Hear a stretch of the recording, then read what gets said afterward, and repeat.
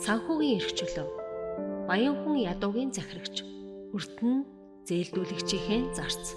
Сургаалт үгс 22-7. Сургаалт үгс номын энэ ишлэл нь хэдий хатуу ширүүн санагдаж болгоч маргаангүй үннийг агуулна.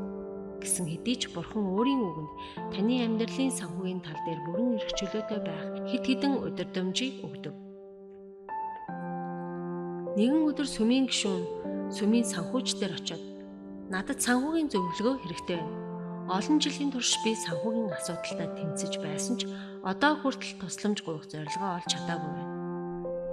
Та санхүүч учраас надад туслаач гэв. Гэвч санхүүч түүнээс та 11 болон өргөлөө буцааж өгсөний дараа сар бүр мөнгөө хэрхэн зарцуулдаг вэ? Та сарын зарлаа хяндаг уу гэж асуув. Өө би мөнгөө хэрхэн зарцуулж байгаагаа сайн мэдэхгүй байна гэж хариулав.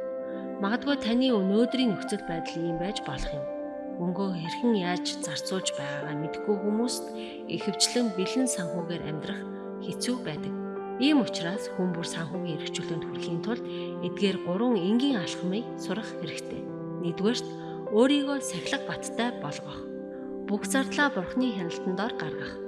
Ингэснээр та түүний санхүүгийн нэгтлэн бодогч болох ба бүх зарцуулалт нь Бурхны өнцгөөс хийгдэх ёстой. Бурхны удирдамжаар аливаа муу зуршлааш ч саж болно. Сарын төсөвтэй байх. Тодорхой зүйлсэд сар бүр хэр их мөнгө зарцуулах ёстойгоо тодорхойлоорой. Төсөвтөө багтаан бүх зүйлээ хүргэхийг хичээх.